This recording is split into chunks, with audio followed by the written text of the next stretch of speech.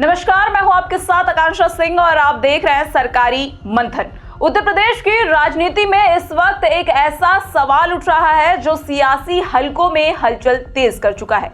सवाल यह है कि क्या भारतीय जनता पार्टी के अंदर सब कुछ ठीक चल रहा है या फिर अंदर खाने कोई बड़ा टकराव चल रहा है। क्योंकि मौका था बीजेपी के स्थापना दिवस का, जहां कार्यक्रम में पार्टी के बड़े नेता मौजूद रहे। डिप्टी सीएम, मंत्री, पदाधिकारी सबकी मौजूदगी दिखी, लेकिन जो सबसे ज्यादा चर्चा में रहा वो था मुख्यमंत्री योगी आदित्यनाथ का ना होना। और अब सवाल उठता है, क्या यह महज एक संयोग था या फिर इसके पीछे कोई सियासी संकेत छुपा हुआ है, और आखिर कांग्रेस ने इसे बड़ा मुद्दा क्यों बना दिया है, सब बताएंगे। लेकिन उससे पहले आप यूपी कांग्रेस प्रदेश अध्यक्ष अजय राय को सुनिए। होगा कि कल भारतीय जनता पार्टी ने अपना स्थापना दिवस मनाया, कार्यालय में स्थापना दिवस मनाया।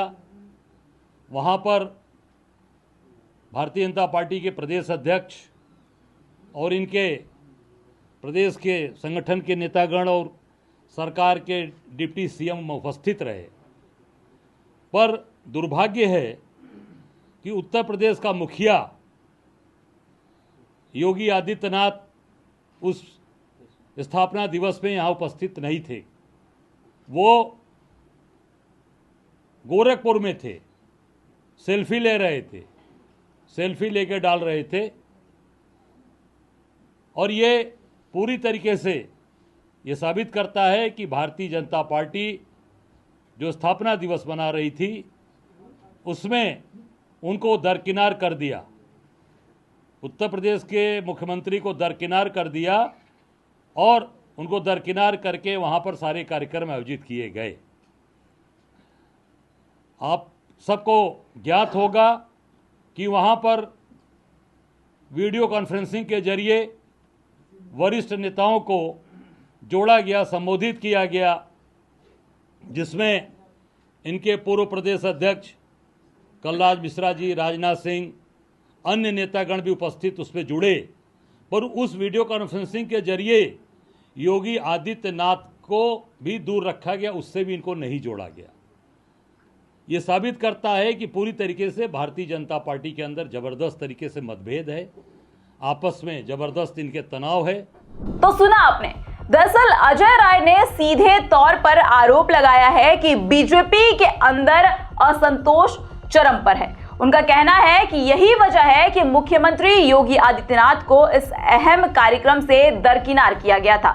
इतना ही नहीं तो अजय राय ने यह भी दावा किया है कि जो नेता कार्यक्रम में मौजूद नहीं थे उन्हें वीडियो कॉन्फ्रेंसिंग के जरिए जोड़ा गया था। लेकिन हैरानी की बात यह रही कि मुख्यमंत्री इस प्रक्रिया का हिस्सा नहीं बने, और यहीं से सियासत और भी ज्यादा दिलचस्प होती जाती है, क्योंकि विपक्ष इसे बीजेपी के अंदर की खींचतान बता रहा है और इसे सत्ता के भीतर बढ़ती दूरी का संकेत भी माना जा रहा है। लेकिन कहानी सिर्फ यहीं खत्म नहीं होती। अजय राय ने योगी आदित्यनाथ सरकार पर कई बड़े आरोप भी लगाए हैं। दरअसल उनका कहना है कि 70 लाख नौकरियों का वादा जमीनी हकीकत में नहीं दिखता है, और इसके साथ ही उन्होंने किसानों की आय दुगनी करने का दावा किया था, जो कि अधूरा है। कानून व्यवस्था को लेकर भी बड़े सवाल खड़े हो रहे हैं। उन्होंने उदाहरण देते हुए कहा कि प्रयागराज और लखनऊ में युवाओं पर लाठीचार्ज हुआ। 69,000 शिक्षक भर्ती के अभ्यर्थी आज भी न्याय के लिए दर दर भटकने को मजबूर हैं। कई मामलों में लोगों को कोर्ट के चक्कर लगाने पड़ रहे हैं। हर कर दिया गया है, और जो सरकार आप लेके चल रहे हैं, आम जनता के साथ आपने विश्वासघात किया। जो आपने वादे किए थे उस वादे को कहीं भी पूरा नहीं किया, चाहे वो किसानों से किया हुआ वादा हो, नौजवानों से किया हुआ वादा हो, महिलाओं से किया हुआ वादा हो, इस प्रदेश की आम जनता से, व्यापारियों से किया हुआ वादा हो, कोई वादा इन लोगों ने पूरा नहीं किया। उत्तर प्रदेश की जनता के साथ भारतीय जनता पार्टी और योगी आदित्यनाथ ने विश्वासघात किया है पूरी तरीके से। आप देख सकते हैं, चाहे किसानों से कहा गया, मोदी ने कहा था, योगी ने 2022 में आमदनी दुगना कर देंगे, नौकरी रोज लाठियों से, चाहे प्रयागराज में आप देख सकते हो, चाहे वो लखनऊ में आप देख सकते हैं, 69,000 शिक्षक अभी भी घूम रहे हैं, अभी वो कोर्ट के चक्कर लगा रहे हैं, नहीं हुआ। अभी आप देखिए, मुख्यमंत्री हेल्पलाइन में जो बच्चियां काम कर रही थी वो अपनी तनख्वाह के लिए परेशान, उनको गिरफ्तार करके जेल भेजा गया, उनको प्रताड़ित किया। मुख्यमंत्री के अधीन काम करने वाले, ये क्या है? ये सबसे बड़ा विश्वासघात। और इसके साथ ही मुख्यमंत्री हेल्पलाइन से जुड़े कर्मचारियों की समस्याएं और बुलडोजर कार्रवाई को लेकर भी सवाल उठाए गए।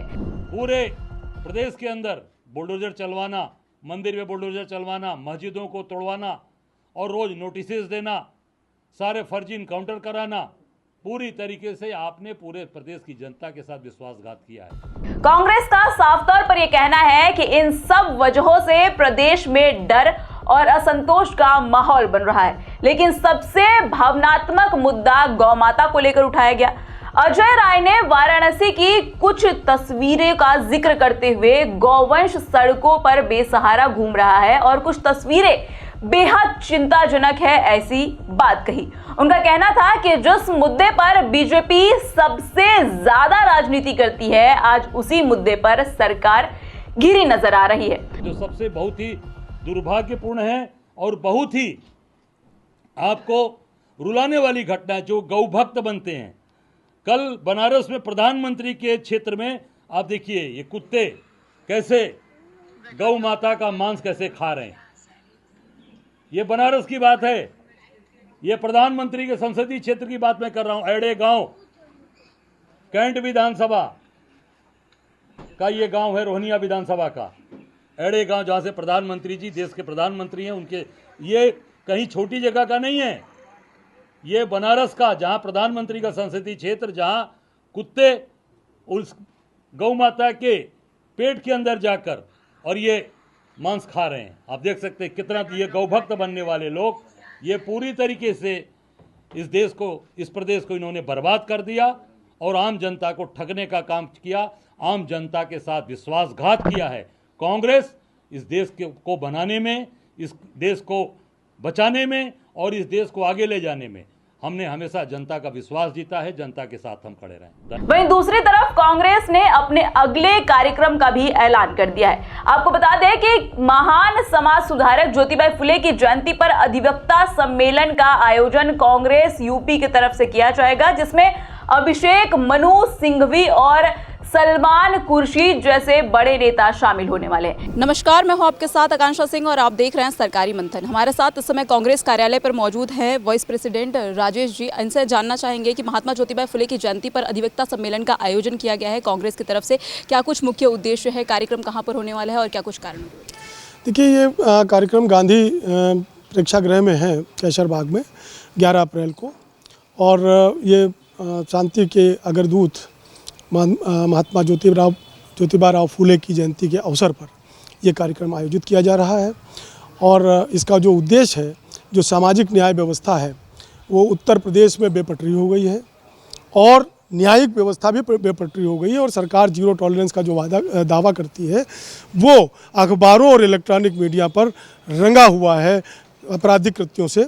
इसके खिलाफ हम लोग एक जन आंदोलन चलाने के लिए, अगर अधिवक्ताओं की जो जन आंदोलन जितने भी हुए हैं उनमें अग्रणी भूमिका रहती है और हम अधिवक्तागण एक जन आंदोलन कराने के लिए इस सम्मेलन का आयोजन कर रहे हैं। ज्योतिबा फुले की जयंती का दिन ही आप लोगों ने अधिवक्ता सम्मेलन के लिए क्यों चुना और क्या कुछ मांगे होने वाली हैं आप? देखिए, ज्योतिबा राव फूले जी की जयंती के अवसर पर ये इसलिए कि जो सामाजिक न्याय व्यवस्था है, दलितों के खिलाफ, जो पिछड़े वर्ग के खिलाफ, अल्पसंख्यकों के खिलाफ भारतीय जनता पार्टी की सरकार के जो नीतियां हैं वो विरोध में हैं और उनको बुलडोजर संस्कृति, जाति देख करके, धर्म देख करके चलाया जा रहा है। तो ऐसे में इन महापुरुषों के जन्म दिवस पर ऐसा कार्यक्रम करके हम ये बताना चाहते हैं कि उत्तर प्रदेश ही नहीं, देश भर में और उत्तर प्रदेश में कानून का राज चलने वाला है और कानून और संविधान के से जो बेपटरी होगा वो सत्ता से बाहर होगा। ये हमारा टॉलरेंस नीति की अभी आपने बात की, इसके साथ ही साथ आपने ये भी कहा कि जिस तरीके से बेपटरी हो गई है, सरकार के जो दावे हैं धरातल पर अलग ही देखने को मिलते हैं और बुलडोज़र कल्चर पर भी आपने सवाल उठाया। आपको क्या लग रहा है कि सरकार जो बुलडोज़र, क्योंकि सरकार का ये कहना है साफ तौर पर कि बुलडोज़र की कार्रवाई हम उन पर कर रहे हैं जो अवैध है, जो गुंडे माफिया हैं, जिनकी ज़मीन अवैध है, फिर आप कह रहे हैं कि ज़ीरो टॉलरेंस नीति धरातल पर नहीं है, बुलडोज़र कल्चर गलत है? देखिए, जो अपराधी हैं उनको जाति देख करके उनके खिलाफ कार्रवाई की जाती है, एक जाति के पक्ष के लोगों को खिलाफ कार्रवाई नहीं की जाती। और जो बुलडोज़र की बात आप कर रही हैं उसके लिए तो सुप्रीम कोर्ट ने भी सरकार को लताड़ लगाई है और सुप्रीम कोर्ट ने भी कहा है कि ये सरकार का काम नहीं है बुलडोज़र चलाना। और एक अपराधी अगर अपराध करता है तो उसके पूरे परिवार को दंडित नहीं किया जा सकता है, उसकी संपत्ति केवल एक अपराधी की नहीं होती है। उसके लिए न्यायपालिका है और न्याय व्यवस्था अपने हिसाब से काम करती है। सरकार को न्यायपालिका के बीच में जाना चाहिए। ऐसा थोड़े ना है कि अब सरकार वहीं पर न्याय कर देगी, पकड़ के ठोक देगी, बुलडोज़र चला देगी, उनकी संपत्ति को नुकसान पहुंचा देगी। ऐसा तो पता नहीं वो दोषी है कि नहीं है, सरकार ने उसको दोषी बना दिया, क्या हुआ। तो ये सब काम तय करने का सरकार का थोड़ी है, ये तो न्यायालय का काम है। अधिवक्ताओं का हाल ही में बाराबंकी टोल प्लाजा पर और कई जगहों पर प्रदर्शन भी देखने को मिला टोल टैक्स को लेकर। कैसे देखते हैं इसको और क्या लग रहा है आप लोगों को, जो आप लोगों की मांगे थी वो सरकार पूरी करेगी? देखिए, टोल प्लाजा पर गुंडाई केवल अधिवक्ताओं के साथ नहीं, समाज के हर व्यक्ति के साथ टोल प्लाजा पर गुंडाई हो रही है। तमाम खबरें आप लोग खुद छापते रहते हैं और इलेक्ट्रॉनिक मीडिया पर चलाते रहते हैं। तो लेकिन अधिवक्ताओं के साथ ऐसा थोड़ा सा, अधिवक्ताओं का अगर अधिवक्ता इस प्रदेश में ना हो, लोग कहते हैं पुलिस ना हो, लेकिन मैं कहता हूँ अगर अधिवक्ता ना हो तो पुलिस को और जो गुंडे मवाली हैं इनको, जो पुलिस को तो जो कानूनी अधिकार मिला है उसका दुरुपयोग वो करते हैं और गुंडे मवाली जो है कानून व्यवस्था को अपने हाथ में लेते हैं। अगर अधिवक्ता ना हो तो उत्तर प्रदेश की जनता बिल्कुल त्राहि करने लगेगी। बहुत बहुत धन्यवाद आपका। आप देखिए, मैं बता रही हूँ आपको कि 11 अप्रैल को उत्तर प्रदेश कांग्रेस की तरफ से ज्योतिबा फुले की जयंती पर अधिवक्ता सम्मेलन का आयोजन किया गया है और उसमें बड़ी संख्या में अधिवक्ताओं के पहुंचने के कयास भी लगाए जा रहे हैं। ऐसे में अब देखना ये होगा कि अधिवक्ता किन मुद्दों को लेकर ये सम्मेलन करते हैं। और इनका साफ तौर पर कहना था कि जिस तरीके से अधिवक्ताओं के साथ शोषण हो रहा है, जिस तरीके से उत्तर प्रदेश की सरकार जीरो टॉलरेंस नीति की बात करती है, बुलडोज़र कल्चर पर काम कर रही है, वो कहीं ना कहीं गलत है। जो गलत लोग होते हैं वो उनका गुनाह न पता होते भी उन्हें कानून के नज़र में गलत साबित कर दिया जाता है और ऐसे में उन पर बुलडोज़र की कार्रवाई की जाती है। बहरहाल इस खबर पर अब तो आगे देखना होगा कि 11 अप्रैल को क्या कुछ अधिवक्ताओं के साथ होता है और क्या कुछ अधिवक्ता सम्मेलन में देखने को मिलता है नया। वीडियो जर्नलिस्ट विवेक के साथ मैं आकांक्षा सिंह, सरकारी मंथन के लिए, लखनऊ से।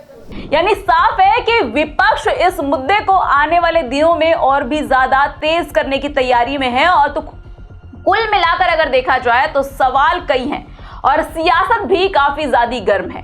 क्या वाकई भारतीय जनता पार्टी के अंदर सब कुछ ठीक नहीं चल रहा है? क्या मुख्यमंत्री योगी आदित्यनाथ की गैर मौजूदगी सिर्फ एक संयोग था या फिर इसके पीछे कोई बड़ा राजनीतिक संदेश छुपा हुआ है? और सबसे अहम, क्या इन आरोपों का असर आने वाले समय में उत्तर प्रदेश की राजनीति में देखने को मिलेगा? फिलहाल जवाब का इंतजार पूरे प्रदेश को है। आप क्या सोचते हैं हमें कमेंट बॉक्स में कमेंट करके जरूर बताइएगा। ऐसी देश और दुनिया की तमाम खबरों के लिए जुड़े रहिए सरकारी मंथन के साथ। नमस्कार।